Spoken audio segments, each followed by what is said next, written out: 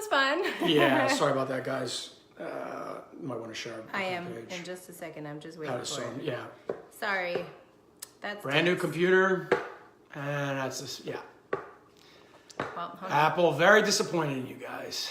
Very disappointed. You guys really, I don't know what's up with your products, man, but you guys have really been less than stellar as of late in this household. Not impressed one bit, Apple. Not impressed. Anyway, Pia, thanks for coming back. Thank you, guys. We're good. I'm going to manage from down here. All right, cool. Give everybody a second. So, Jeremy, what's up? What's up? Jim, how we doing, guys? Good to see you guys back. Thank you. I'm going to go back to the other one and get the other comments. Cool. Okay. Well, so just yeah. So we see. You can keep talking, but I'll be right Aaron, there. what's up, buddy? So, yeah, where were we? Sorry about that, guys. So that's the biggest part, is just making sure direct. Right? It's got to be about you, period, and story, and where are you today, right? Where are you today in the process? That's what matters most. So if you can identify what that is, it makes it easier to go to the teams, because remember, it's not about what the team's needs are. It's got to be about what your teams are, what your needs are. It's as simple as that. Now, direct, right? So identify, direct, own, right? So direct. Direct is ultimately the line of questioning. But we just talked about a lot of those questions of understanding that I'm going to go ask these questions because I'm interviewing you just as much as you're trying to sell me or recruit me on coming to your organization. I have to direct and basically be able to say, you know what? If we're going to go this direction, then I've got to know, well, what specifically do I need? Why? Because questions lead to feelings, right? This is the part, guys, where you get to learn so much by asking questions. When you start to ask questions, you learn so much in the process, right? Because you can tell, they can't fake their way through. When you keep asking good, meaningful questions, you know, hey, well, my kid struggled with this last year. What's your philosophy on if my kid isn't understanding something? How do you work with your players? What kind of things have you done to understand that, right? So by asking that question, then what happens is you're getting back a response. So it's like tennis, right? Every time I ask a question, I'm getting a response. And based off of that response, you get to feel, right? You get to feel something off of it. You get to go, either I believe this response and it feels real and natural, or something in my gut says that's a weird response. That doesn't feel like that's an honest, true response. And so that's the part why it's important to ask questions, because as you dig in, you learn. You learn the temperament of this coach or organization. Are they getting annoyed? Why are you asking so many questions? Are they getting annoyed at you? Or are they being nice and thoughtful and saying, hey, understand where you're coming from? Because it gives you, right? It gives you the data. By directing it and saying, you know, we're coming here, we're thinking about coming here, but we're going to ask you some specific questions to understand as we're looking to choose this product, right? Because that's what you're doing, is you're buying a product, a service. As we're coming here to choose, by asking these questions, we just want to know, is it a fit? Do you fit? Is this the right flavor? Is this the right taste for what we need this season for our child? And so directing is such an important piece. The more you ask, right? The more you ask, the more accountability you create. This is probably the thing I love the most about our process with our players, is that when you have a line of question to be able to go in on, when you know what your identity is as a player, you now know exactly, I'm coming in and I'm asking you something specific towards my needs. So as an example, in season, we're able to hold coaches accountable because our players are able to go in and say, Coach, you keep saying in the D zone, you know, I'm not doing a good job. Or you keep saying I need to be more physical. Great. Coach, can you explain what you mean? Because when I look at video and I look at what I'm doing, I'm working on certain parts. You know, I'm working with my coach on my performance. I see what I'm doing, whether physically or whether I'm picking up somebody in the D zone. It's not connecting with, you're telling me I'm not doing this. Well, I have video and I have different things that I work on. Can you explain to me what you mean?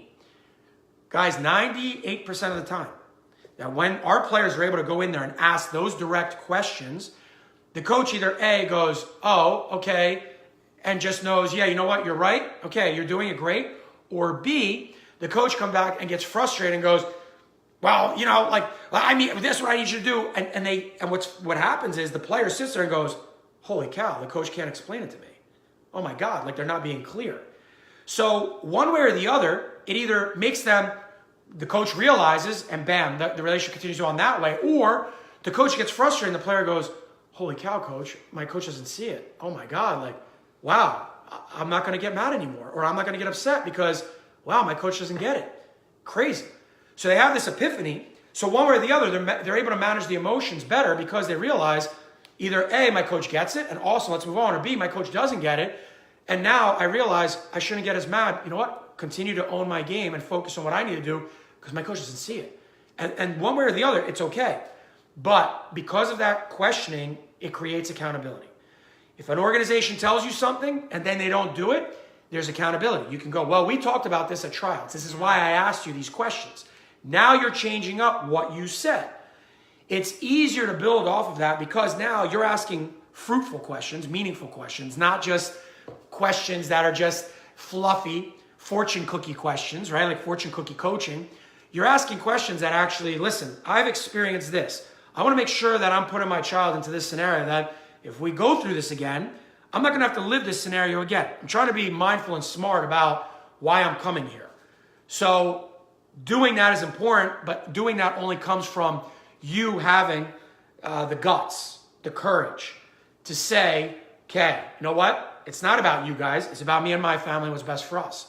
But accountability, and I can't stress it enough. We talk about this accountability thing, but this is where accountability lines up just before Tryouts. Because when the organization doesn't give you what they said, you have something to go back on and say, well, wait a second, hold on. You said this. You said this. I'm not crazy. You said this to me. Now you're changing it up. Why? I want to understand why. Oh, coach, you want to keep playing games? Great. I'm going to now write an email. And I'm going to write to the organization, to the board, to whoever it is. Listen, I said this during Tryouts. Now it's changing up. I'd like answers. Why did it change up? I'm not looking to start trouble. I just want to understand that if I ask this question and now it's not working the way you said, you guys as an organization or as a coach, whoever it is, you said this and now it's not happening. Why? Just give me an answer. I'm not looking to be a bad apple. I just want to know you did say this, in fact, to me, and now you're changing it. But so there's asking a question, right? Like, I'm assuming usually based around development, what they think about your kid, things of that nature. Don't just ask the one question. Come almost with like scenarios and experiences you've had, yeah. Yeah, so if you're telling me you believe in development, then what does that mean exactly? Right, exactly. Paint the picture of what this season's gonna look like. Are we going to 50,000 tournaments? Are we, spending more time practicing? But don't just go with, and that goes to the fortune cookie coaching and questions, but don't be afraid to don't just ask the blanket statement, because any coach is like, of course I believe in development. No coach is big, no, exactly. Screw development. That's stupid. You're not gonna get that. You need to go and kind of massage the conversation a bit to really get an idea of where their thought process is. They really know development, right? Because when you ask those questions developmentally, you're gonna hear it. Either you're getting fortune cookie generalized answers. Yes, we'll do video. Okay, great. Can you explain to me what a video session looks like? What do you focus in on when you do video? Awesome, because tons of them say they do video, but then at the end of the season, we didn't do video. They said they were going to do video. We rarely did any. So that's what you want to ask. Hey, coach, if you say we're going to do video, can you explain then what's that process look like? Yeah. Because a coach that does video, when they explain that process, you're going to hear a lot coming out. You're going to hear, so basically what I'll look at specifically, there's parts of the game. Well, each week, I want to make sure that we have a system in place that conceptually, I'm going to figure out what type of identity I have with this team. Then when we do video, I'm going to focus in on one simple part. I'm going to really focus in on one thing with the team defensively to make sure that they understand as a whole, this is the high percentage play that I'm looking for them to do. So I'm going to take a couple of pockets and things that I watch in the video, and we're going to sit down, and I'm going to understand positionally, physically, different things I see of how we're positioning ourselves, the decision-making maybe 30 seconds beforehand of how we ended up in this position, right? These are things that I'm going to go over and just point out. I don't overload it, but these are things that I pick up on week to week. I'm dynamic in nature because I pick the thing that I notice what's most important. If the coach isn't able to walk you through all those things, I can tell you right now, it's because the coach doesn't do video that often. And that's just an ounce. Right now, I could go into a whole thing about that with video because that's the work that goes into it. When you look at it, you understand the identity of the team, what they need, but you'll hear this. I think most, especially if we're talking younger players, they're not going to get into super in depth. Yeah, correct. It's just you have to also just take where you are and what's you're given kind of what's in your neck of the woods too, right? Like to some degree, some of these situations we speak of are higher end type. Yes, of for sure. Yeah, this is. You I'm need talking, to think yes, about, yes. but our point, right, but is asking the question. So you say you believe in, do you believe in development? Well, of course. Right. Not just do you believe in equal playtime or ice time, whatever the word is. Well, yeah. Can you give me? But then maybe follow with what type of situations do you find yourself in where that wouldn't apply? Yes. You want to know that the coach believes and has a standard.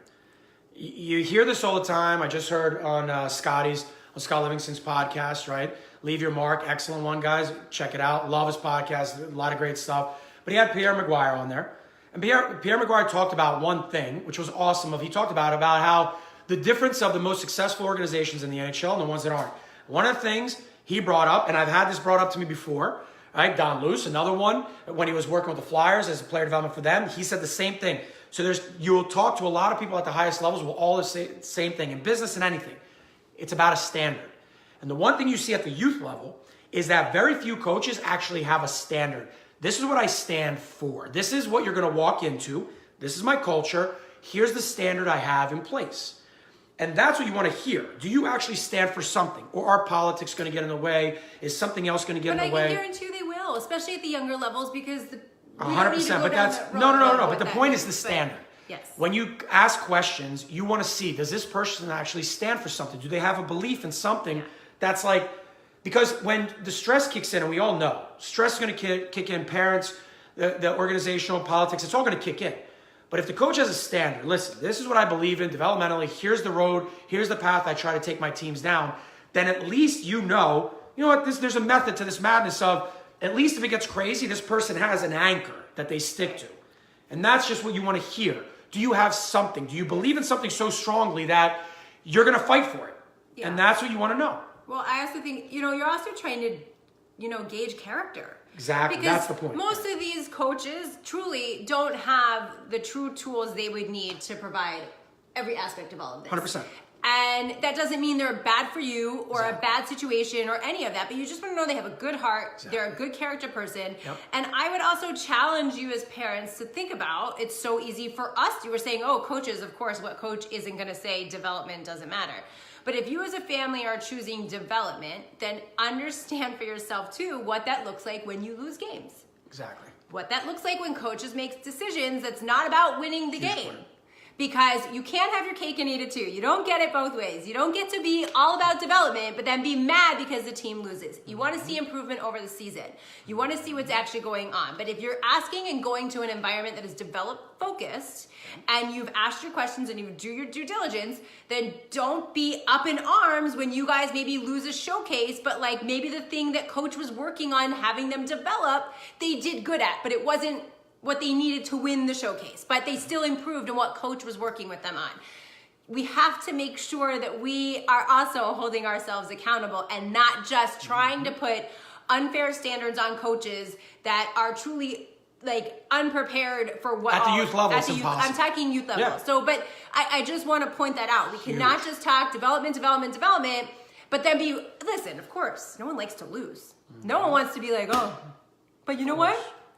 They certainly got the loop-de-loop, or you can tell how much I have of that. No, but you got to keep it in check with what your vision is. If winning is at the top of your list, I have no judgment for you. I may disagree that may be what's best for your kid, but if you guys are like, you know what? We're a family, we like to win, screw development.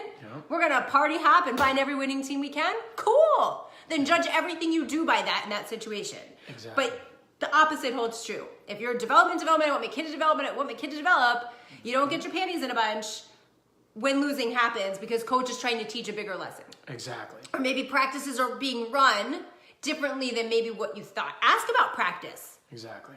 What does a practice look like for you? Exactly. What are players doing when are they moving around? What's happening? Like, that's where I would tell you to direct your questions, but we can't try and have both things because it's not going to happen, especially in the exactly huge point on many levels. And the biggest part is this, right? Is that when you look at that scenario of what you just went through with all of that, right? It's understanding and it leads perfectly into owning, right? Owning my game. Yeah, it was awesome. Perfect segue. But here's the thing that I can tell you about my experience with youth hockey. This is as simple as, here's how it goes, and this probably goes for all youth sports. He who has the best players wins. It's as simple as that. If you have the best players, you're going to win. That's it. There's no, my 85-year-old Russian grandmother who only knows coffee and ketchup in English, if I give her this team and I say, here, take this team of all studs, they're going to be an automatic top 10 team without any coaching other than showing up. Right? I love how John Sullivan just put a blog with Changing the Game. They talked about this. Talent selection versus talent identification. Spot on. In the youth realm, there's all about this segment of these super teams that get put together. It's all about the talent selection. You're trying to pull together the top players and then say, oh my God, he's such a good coach, such a good coach.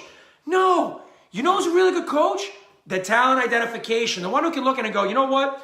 You're not that great right now because you're just not as strong as these other players, right? Like, who was it brought it up? That was exactly it. I forget who brought it up, but it was exactly it of, you're born in December. Every other player is born in January or February. They're going to be stronger than you. But it doesn't mean that mentally, you know what? Some of the decisions you're making though, man, when you get 17, 18, that's going to be amazing. Like right now, the fact that you make that decision naturally, that's going to pay off in the long run. But right now, we got to protect you through the craziness because you're going to have people that are going to put this pressure on that you've got to win, you've got to be the best, when it's all BS. It doesn't matter at those younger ages. Like, it's the fact that, wow, we can identify some high qualities in you. And this is what I love about so many bloodliners that we have is that we've taken these kids that aren't the strongest, that aren't the best looking shiny object. But the moment we help them understand their natural performance and we help them understand, listen, this is what you do naturally. Let's focus on that. Kids are going from third line to number 4 scorer in the league at the tier 1 level, right? Going from not playing at all to playing on the second line, being on the first power play at college level, all these different, and that's at college, right? But the younger players, we've watched them completely transform by giving them the tools of performance. But the performance piece was identification. This is what you're not, this is what you're good at. This is what you're good at. Let's focus more on that. And let's not focus on the things that, you know what, right now, you need to get physically stronger. It's going to take time. All that stuff, your speed, your strength, don't worry about that. That's all going to come with time.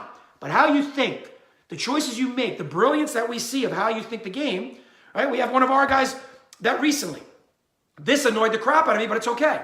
The U.S. national program. I went with this last year. I dealt with this with one of our players. And now this year it's the same exact thing. One of our bloodliners is a straight up natural goal scoring machine. This kid can play, flat out play, right? 2003, I probably just say his name, right? No, don't, okay. But anyway, natural goal scorer, can snipe like there's no tomorrow. But when you look at him right now, yeah, but there's all these other shiny objects that are so strong looking and they're so beastly and all that stuff. But you know what? I just question what his feet, we don't know if he's fast enough, blah, blah, blah. So I talked to this player and we talk about it. I go, okay, you know what? You're bringing up to me right now that we're talking about your speed and all that stuff right now. Okay, here's what I want to ask you. Right now, you're playing on one of the top teams in the country or you're a top team. All good, right? And now, how much of your game are you worried about when you say that there's this slow-footed thing according to the consensus, right, of these experts? When you bring that up, how much of your game is affected by that? And he's like, what do you mean? I go, well, think about it. What situations are you in where your feet aren't fast enough to get you in there? To get this thing that you have slow feet, what situations in the game are you experiencing that this is an issue? And he says, well, probably on my forecheck. Okay, how much of the game do you think that's affecting of your performance and your ability to do what you do? He's a natural goal scorer, straight up at his age level, one of the top goal scorers in the country, naturally, just knows how to score. He's that smart, knows how to do it. And he's like, well, you know what? I basically probably 5 to 10% of my game. So 5 to 10% of your game is affected by this quote-unquote speed, but the other parts of your game of what you do, that's your thing. We're going to emphasize and worry about that you have this issue with your feet right now. Over 5 to 10% of your game, that's ridiculous. That's ridiculous. And that's the part that I love hearing it. Ken Martell talked about this yesterday on the think tank. And I love hearing USA Hockey's finally talking about this. And I was going to do a post about this and talk about it, where he talked about skill versus technical side. And this is spot on of performance.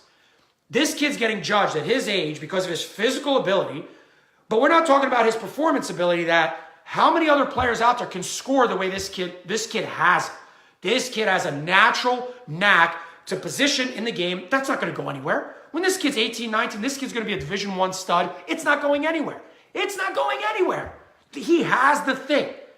All our job is to build that up. But because he's slow-footed, he's not getting invited to one of the top things because, again, he doesn't look like the shiny object. And at the youth level, you have so much of that goes on.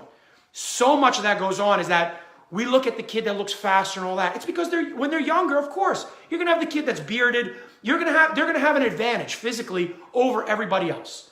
But it has nothing to do with that.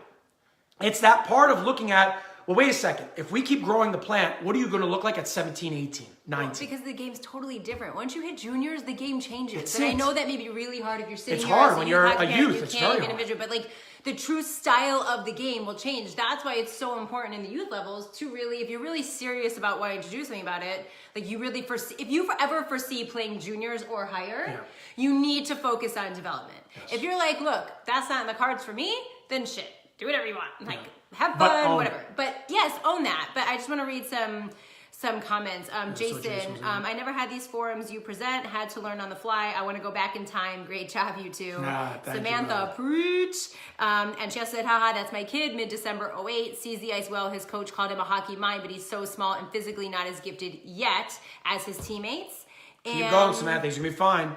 Keep looking for those coaches that are going to let him play and play and play.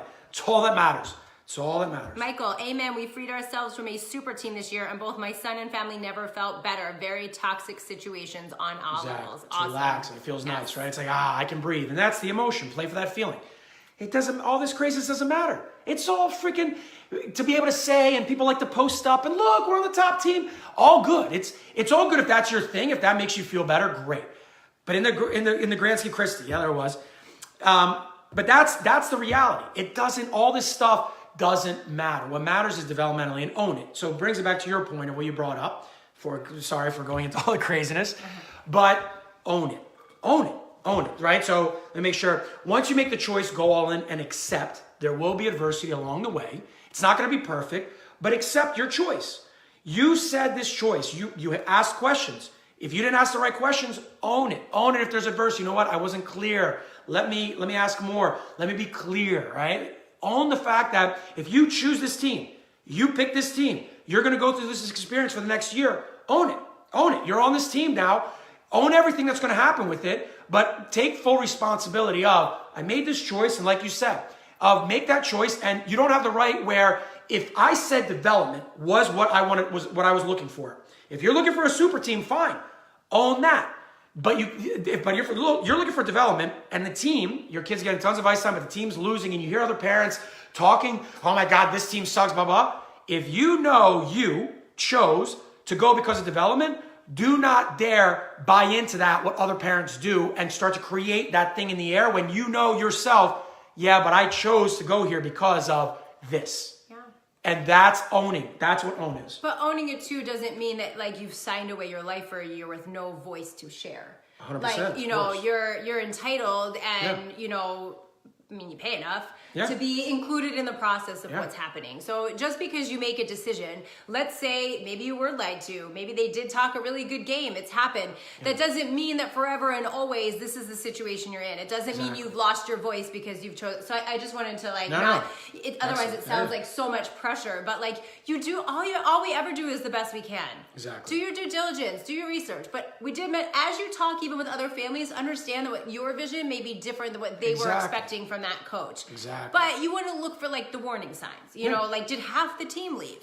Right. Well, that's kind of a big thing to pay attention to. Exactly. You know, like who's leaving the team? Why are they leaving the team? Was there a max exodus? And now all of a sudden they've got all these spots to fill. Well, there's probably a glaring warning there to some degree. Exactly. So those are like some things to think about as you're researching. But no, you've got to, if you're saying development, then you've got to own that for what it is. That doesn't mean you can't ask questions. It doesn't 100%. mean like you might be upset after a loss and hopefully you have a coach, if you've chosen wisely, that will maybe foster and encourage questions and understanding. You know what, coach? Like, you don't have to tell me, but I'd love to know what happened there, not because you owe me, because I'd like to educate myself. Like, good people will be happy. I mean, not right after a bad loss, but like good people will be happy to say, you know what, this is what I felt, this is what was going on, and maybe you can learn more about them. It doesn't have to be just this concrete wall between parent and coach.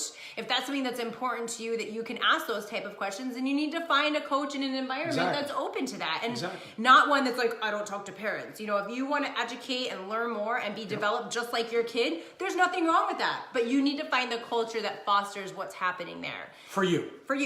Everyone's different. Again, that's the beauty of all of this, right? It's, you have to identify what matters most to you.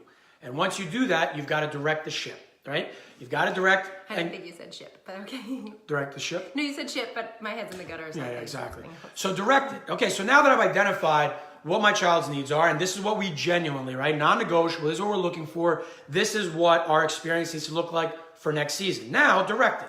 Now, okay, let me ask questions. Let me figure out what can I do to find out as much as possible about the options that I'm looking at, right? Whatever those options are.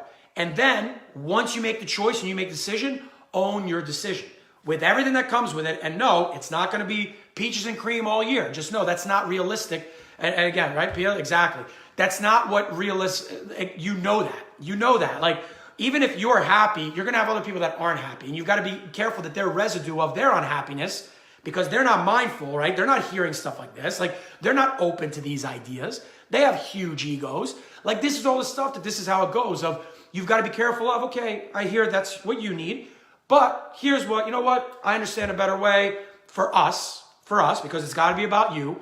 When you're with the team, great. It's all about the team. But when it comes to development and a service and something that you're paying for and something you're going to be a part of, the reality is, no, it's about you. It's about you and where the environment you're going to put your child, because at the end of the day, fundamentally, at the core of youth sports is what? It's an education. You're paying for an education. The difference between what drives me nuts about, and we're going to talk about this at another show and get into it, but you have to understand, we're using the rules of when you look at the high-level teams at the younger levels, and this is something that, again, I've been working through it all to really be clear on this. We're looking at the rules that come out of the entertainment business of the game, which means what? Professional sports. Professional sports is entertainment.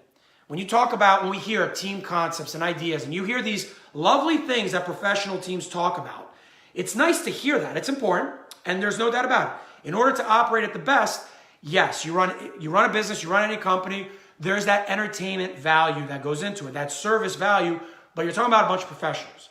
So the concepts that you hear that go from the highest levels, right? The one thing, guys, we have to make sure of is the things we hear from the highest levels of what's going on, they then sift down to youth sports. Youth sports is an educational business model, not an entertainment business model. These are two different worlds. So be mindful of this whole compete and all these things, because they're two different worlds. And this is where the connection, again, I don't want to get, we're going to do this another time. We're going to do it another time. But that's the part, guys, that we want you to understand is that when you see these ideas come from here, right, the reality is when you look at your youth experience, those rules do not apply. Performance-based hockey, professional, all that stuff does not apply the same way as what youth is. Youth is about an education. Youth is you're paying for a private education. Youth is you have a choice into the environment. Do not fall into this, but they're connected and they're going to help me out. No connections matter if you are not valuable. If you aren't good enough, if you can't basically go out, right, and create value for the team, if you can't perform, there's no amount of connections that are going to push you through. You saw what happened with all this college stuff and what's going on right now. That doesn't, in hockey, you are not playing in the USHL, you are not playing Major Junior, you are not playing in the NHL, you are not playing Division I, you're not playing at any of these levels if you can't play and perform. No amount of mommy, daddy paying, connections, all that will work. What works is, are you good or not? And at the youth level, it's about education.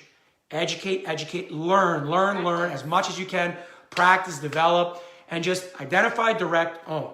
You want that feeling in the end? You gotta go and look at, okay, how am I becoming, again, not a man of success, a man of value, like Einstein said. That's the bottom line. Become valuable. Use those years at your youth levels, education. Yes. It's not the same business. It's not, don't look at it, that's an entertainment business. You're talking about the higher levels. So we're going to do a whole show on that. Oh, yeah. But I do want to say, if you're really into the education, if your kid is really into becoming better, we are forming teams for the off season, right? We have, these are online performance. Performance teams, Performance teams. We're going to help you zone in on your game. Exactly what he was talking about with some of the players today we've worked with. You know, what are they really good at? What percentage of the game are they using their natural strengths to? How we can enhance that. We are going to be having multiple teams going on this off season. We have, you know, in general, just like a general hockey team.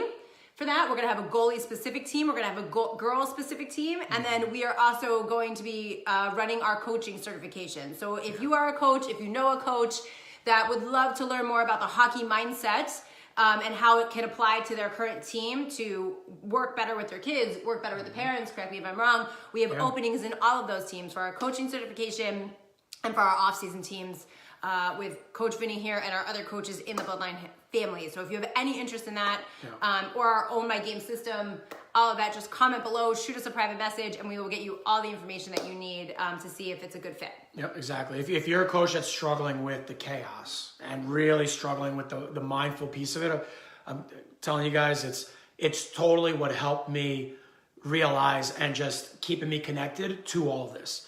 Because it just completely, it was like an eye-opening. We talk about the unconscious part.